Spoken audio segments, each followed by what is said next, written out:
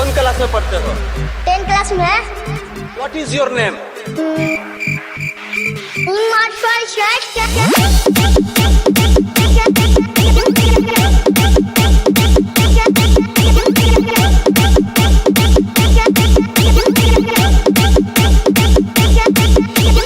Hello everybody, I am DJ Krishna. तो तुम पढ़ लिख के क्या बनना चाहते हो? Hero.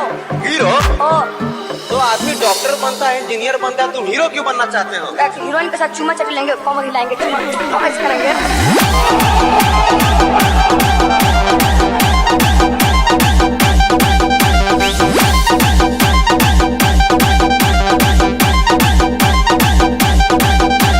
What is your father name?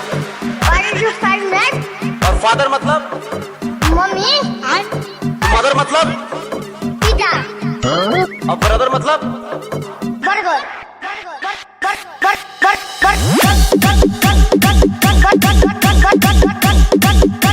और ब्रदर मतलब?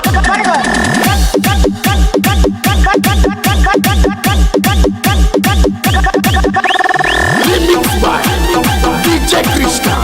Mixing King of New Zealand.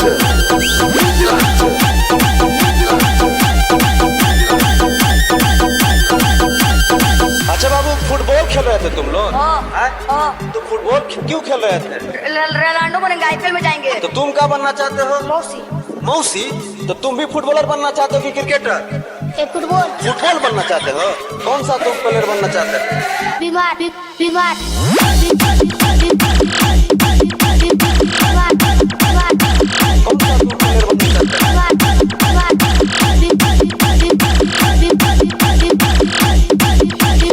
What is your name? My